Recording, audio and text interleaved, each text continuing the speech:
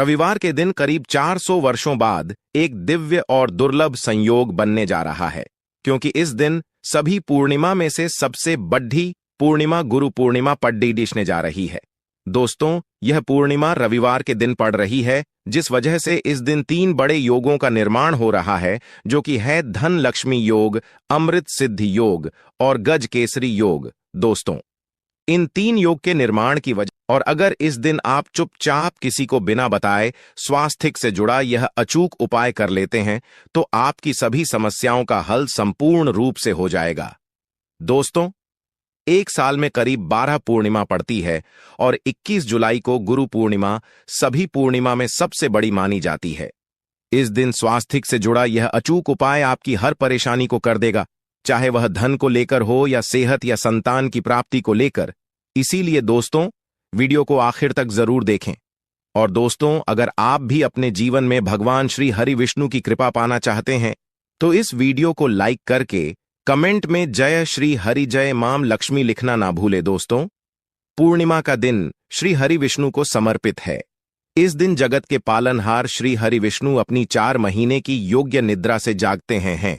इसके बाद से ही सभी मांगलिक काम आरंभ हो जाते हैं। इसके अलावा पूर्णिमा भगवान विष्णु को प्रसन्न करने के लिए भी बेहद उत्तम मानी जाती है। इस दिन भगवान विष्णु को प्रसन्न करने के लिए कुछ लोग व्रत रखते हैं और पूजा करते हैं। इस दिन सच्ची श्रद्धा और भक्तिभाव से भगवान विष्णु की पूजा करने से सभी मनोकामना पूर्ण होती है। दोस्तों, स्वास्थ्य अत्यंत प्राचीन काल भारतीय संस्कृति में कल्या का चिन्ह समझा जाता रहा है। इसीलिए कि किसी भी शुभ काम को करने से पहले स्वास्थ्य चिन्ह अंकित करके उसका पूजन किया जाता है। मान्यता है कि ऐसा करने से कामों में सफलता मिलती है, क्योंकि स्वास्थ्य के चिन्ह को शुभता का चिन्ह समझा जाता है। इस तरह स्वास्थ्य का अर्थ अच्छा या मंगल करने वाला ऐसा बताया गया है, मेन वर्णित है।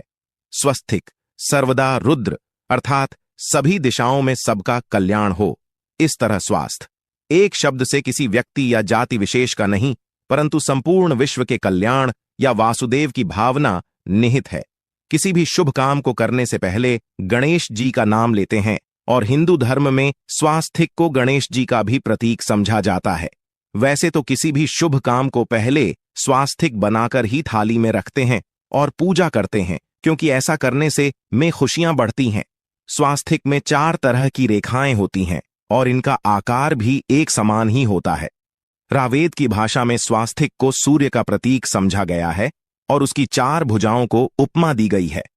पौराणिक मान्यता है कि 4 दिशाओं यानी पूर्व पश्चिम उत्तर दक्षिण की ओर यह 4 भुजाएं इशारा करती हैं और हिंदू धर्म में इनको 4 वेदों से जोड़कर भी कहा जाता है, यानी ऋग्वेद, यजुर्वेद, अथर्ववेद और सामवेद। स्वास्थ्य की 4 रेखा सृष्टि से रचनाकार भगवान ब्रह्मा के 4 सिरों को दर्शाती हैं और 4 पुरुषार्थ यानी 4 आश्रम, 4 लोग, 4 देवों यानी ब्रह्मा, विष्णु, महेश और गणेश की तुलना भी की गई है।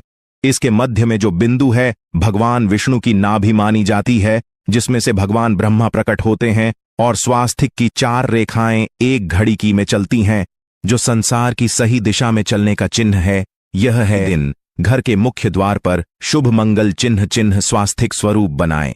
आप चावल और कुमकुम की सहायता से बना सकते हैं, चावल और हल्दी के घोल से बना सकते हैं, या फिर कुमकुम यानी सिंदूर और घी, सिंदूर और तेल मिलाकर के भी बना सकते हैं।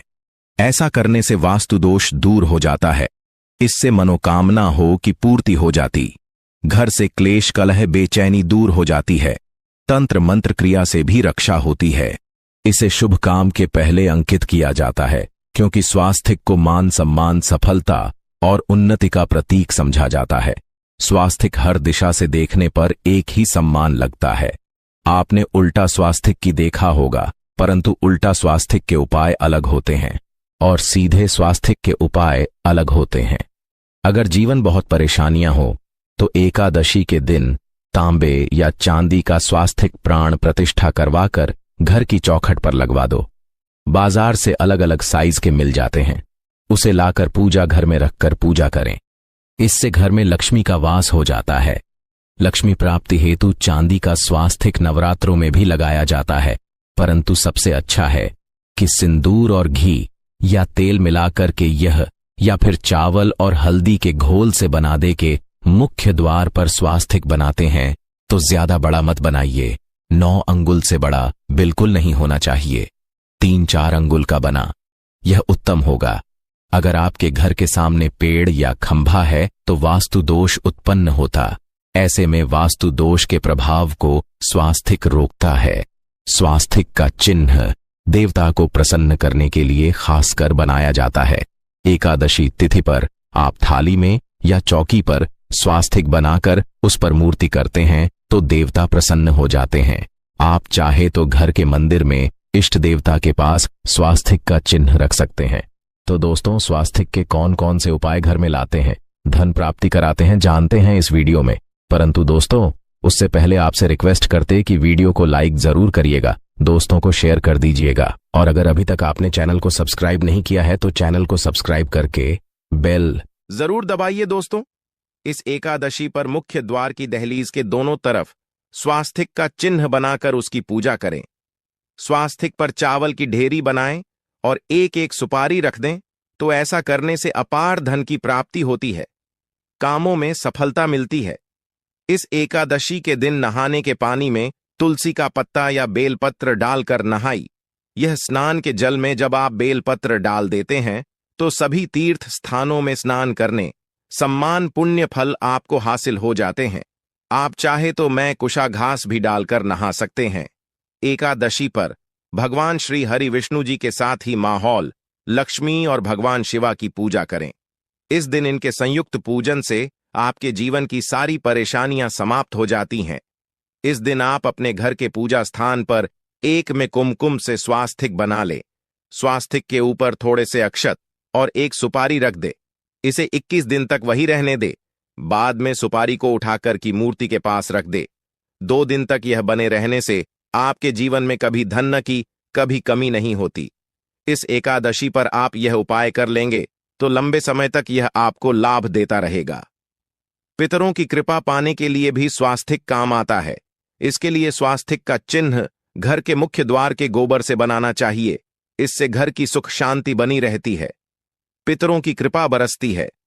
दोस्तों, कहा जाता है कि एकादशी के दिन पीपल की जड़ में अगर 1 लोटे जल में 1 चुटकी काले तिल और थोड़ी सी शक्कर डालकर जल अर्पित करें तो इससे पितृदेव की विशेष कृपा मिलती है और धन लक्ष्मी भी प्रसन्न हो जाती है। धन दौलत सुख समृद्धि यश मान सम्मान में वृद्धि होती चली जाती है। अगर आपकी कोई विशेष मनोकामना है, उस मनोकामना की पूर्ति के लिए आप एक विशेष उपाय कर सकते हैं। दोस्तों, कई बार लंबे समय तक हम किसी मनोकामना को लेकर चलते हैं, अनेक प्रयासों बाद भी पूर्ण नहीं हो पाती। ऐसे में एकादशी के दिन आप आसपास के किसी भी मंदिर में जाकर मंदिर की दीवार पर सिंदूर से उल्टा स्वास्तिक बना दें। मनोकामना पूर्ति की प्रार्थना भगवान से करें, जरूर पूर्ण हो जाएगी। और जब आपकी मन्नत पूरी हो जाए तब जाकर वहीं पर सीधा स्वास्तिक बना दें और भगवान को धन्यवाद दें। इस एकादशी पर भगवान श्री हरि की पूजा करेंगे तो उन्हें 2 हल्दी की गांठें जरूर अर्पित की और बाद में हल्दी की गांठ को पीले कपड़े में लपेटकर तिजोरी में रख दें। आपने पहले भी हल्दी की गांठें रखी हो है तो उसको ही पूजक वापस रख दे। दोस्तों, एकादशी पर विष्णु जी की पूजा में उन्हें केसर कमल का पुष्प के लिए गेंदे का फूल अर्पित करें। जिस थाल को आप गन्ने से बजाएंगे उस थाल में भी सिंदूर से एक स्वास्तिक का चिन्ह जरूर बना लें। उस स्वास्तिक के दोनों तरफ 2 खड़ी रेखाएं भी बनाएं। फिर उस थाली को हुए प्रभु को जगाए मंगलाचार कीजिए। यह स्वास्तिक का चिन्ह आपके जीवन की सारी परेशानी को दूर करेगा, जीवन में खुशी। इस एकादशी के दिन विशेष मंत्र का जाप जरूर करें। आप मंत्र का जाप कर सकते हैं या फिर विष्णु जी के महामंत्र ओम नमो भगवते वासुदेवाय का, इसमें से किसी भी एक मंत्र का जाप कर सकते हैं। आप तुलसी में जब जल अर्पित करेंगे तब 1 लोटे में जल लेकर कर उसमें छुटकी हल्दी, 2-4 बूंदे दूध, थोड़ी सी मिश्री और 1 छुटकी अक्षर डालकर ही अर्पित करें। और शाम के समय तुलसी के समक्ष घी का दीपक जलाए। इस दीपक में एक सिक्का रख दें और बाद में इस सिक्के को उठाकर संभाल के रखें। तुलसी को विष्णु प्रिय भी कहते हैं, इसलिए देवता जब जागते हैं तो सबसे पहले प्रार्थना तुलसी की सुनते हैं। वैसे यह सिक्का रोज के दीपक में भी आप डालकर दीपक जला सकते हैं। ऐसा करने से ऐसा का सिद्ध हो जाएगा। फिर जब भी महत्वपूर्ण काम से आप घर से बाहर हैं तो इस सिक्के को साथ में रखकर निकले। आपको काम में सिद्ध जरूर हासिल मिलेगी। इस दिन दीपक का उपाय जरूर ही करें। एक दीपक घर के मुख्य द्वार पर अंदर की तरफ से या फिर पास के किसी मंदिर में एक दीपक, तुलसी के नीचे एक दीपक अपने घर के पूजा स्थान पर इस दिन जरूर जलाए। पूजा के बाद आरती जरूर करें। आरती की थाल में कुमकुम से स्वास्तिक बनाकर उस पर फूलों की पंखुड़ी और थोड़े अक्षत रखकर फिर दीपक जलाकर प्रभु की आरती करें। सर्वोत्तम होगा। परंतु याद रखें कि भगवान श्री हरि विष्णु को अक्षत अर्पित नहीं किए जाते, मां लक्ष्मी को अर्पित किए जाते हैं। अगर विष्णु जी को अर्पित करना चाहते हैं तो हल्दी से रंगा कर्रर ही पी लें। अक्षत अर्पित करें तो दोस्तों विधि विधान से इस दिन पूजा आराधना करें।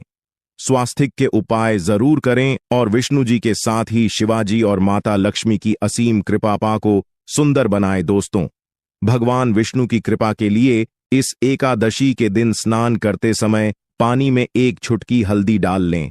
इसके बाद स्नान करें और पीले रंग के वस्त्र धारण करके भगवान विष्णु की विधि विधान से साधना करें। इस एकादशी के दिन श्री हारिका सबसे पहले गाय के दूध से और फिर शंख में गंगा जल भरकर स्नान कराए। इसके बाद उन्हें पीले रंग के वस्त्र अर्पित कर मानता कि इस एकादशी के दिन ऐसा करने से भगवान विष्णु का विशेष आशीर्वाद हासिल होता है। इस एकादशी के दिन भगवान विष्णु की पूजा करते समय उन्हें केसर अथवा पीले चंदन या हल्दी का तिलक लगाए। साथ ही साथ भगवान विष्णु के प्रिय पीले रंग के फूल और पीले फल चढ़ाए। मान्यता है कि इस उपाय को करने से भगवान विष्णु शीघ्र ही प्रसन्न होकर भक्तों को मनचाहा आशीर्वाद देते हैं।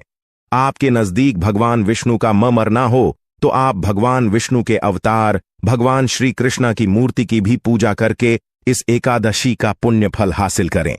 ईश्वर की साधना आराधना में मंत्र जप का विशेष महत्व होता है। ऐसे में राम दरबार की तस्वीर अपने घर में लेकर आए और श्री राम दरबार की तस्वीर का पूजन करें, या उनकी मूर्ति या उनसे जुड़ी किसी तरह की कोई चीज आपके पास है तो आप उनका पूजन करें। सारे देवी देवताओं का आपको आशीर्वाद मिल जाता है। हनुमान जी से लेकर सीता माता, भगवान श्री राम और अन्य देवी देवताओं का भी आशीर्वाद मिल जाता है। निश्चित तौर पर अपने घर के पूजा घर में एक साथ आप यह तस्वीर रख सकते हैं। इससे आपके जीवन में राज्य योग की हासिल हो सकती है। दोस्तों, इसी तरह यदि आप अपने घर के पूजा घर में या किसी अन्य स्थान पर यदि कोई तस्वीर रखना चाहते हैं और उसे लगाकर अपने घर में लाभ हासिल करना चाहते हैं तो अपने घर में या पूजा आपको निश्चित तौर पर त्रिदेव की तस्वीर या मूर्ति एक ही स्थान पर लाकर अवश्य रखनी चाहिए। ब्रह्मा, विष्णु और महेश, इन तीनों की संयुक्त से एक साथ तस्वीर अपने घर के मंदिर में या अपने घर में कहीं भी लाकर रख देनी चाहिए। समझा जाता है कि इन तीन देवताओं के एक साथ दर्शन करने मात्र से हमारे बड़े से बड़े विघ्न और बड़े से बड़े कर्ष ऐसे ही समाप्त हो जाते हैं। इसी वजह से इन तीनों की एक साथ में तस्वीर या मूर्ति लाकर आपको पूजा अवश्य करनी चाहिए। दोस्तों, अब बात करते हैं कि कुछ ऐसी तस्वीरें होती हैं या ऐसी मूर्तियां होती हैं जिनको आपको अपने पूजा घर में स्थान ही नहीं देना चाहिए। यदि आपने इन तस्वीरों को या मूर्ति को अपने घर के पूजा घर में स्थान दिया है तो समझ लीजिए कि आपको कंगाली का सामना करना पड़ेगा या फिर देवी देवताओं की क्रोध का सामना करना पड़ेगा। दोस्तों, और एक बात बता कि मंदिर में कभी भी विषम संख्या में गणेश जी की मूर्तियां ना रखें। जैसे कि 1, 3 या 5 ऐसे रखना समझा जाता है। 2 मूर्तियों को एक साथ रखना शुभ समझा गया है। यदि आप सिर्फ गणेश जी की मूर्ति रखते हैं तो इसके अलावा किसी भी तरह की मूर्ति आपको नहीं रखनी चाहिए। दोस्तों, स्थापित करते वक्त ध्यान दें कि गणेश जी का चेहरा सदैव घर के मुख्य दरवाज की तरफ होना चाहिए ताकि आपको अच्छे और सच्चे धन लाभ की हासिल हो। और इस बात का ध्यान रखें कि घर में अंगूठे से बड़े आकार का शिवलिंग आपको भूलकर भी नहीं रखना चाहिए। सदैव एक छोटा सा शिवलिंग रखें और इससे ज्यादा शिवलिंग नहीं रखने चाहिए। दोस्तों, वैसे तो कोई अपने घर में शिवलिंग रखना ही नहीं चाहिए। उसके बाद भी यदि रखते हैं तो अंगूठे से बड़े आकार का शिवलिंग आपको नहीं रखना चाहिए। आप छोटा शिवलिंग रख दें। और ध्यान रखें कि एक से ज्यादा शिवलिंग आपको भूल कर भी नहीं रखने हैं। घर में यदि आप शिवलिंग रखते हैं तो शिवलिंग के ऊपर आपको तुलसी भूल कर भी अर्पित नहीं करनी चाहिए। यदि आपने शिवलिंग रख लिया है और उस पर तुलसी अर्पण कर दी तो देवी देवताओं के का आपको सामना करना पड़ेगा। दोस्तों, मंदिर में यदि आप जी की तस्वीर रखना चाहते हैं, आप हनुमान जी के अनन्य भक्त हैं, तो बैठे हुए हनुमान जी की मूर्ति ही रखें। उन्हें शिवा का 11 रुद्र अवतार समझा जाता है, इसलिए उनकी भी शिवलिंग की तरह ही मूर्ति रखें। साथ ही जो पति पत्नी होते हैं, नए वैवाहिक जीवन की शुरुआत करते हैं, तो हनुमान जी की मूर्ति या तस्वीर को अपने कमरे में, अपने बेडरूम में आपको भूलकर भी नहीं रखनी चाहिए, अन्यथा इससे जीवन कई तरह के दोषों का सामना करना पड़ता है। दोस्तों, हनुमान जी ब्रह्मचारी हैं, तो इस आपको अवश्य ध्यान रखना चाहिए।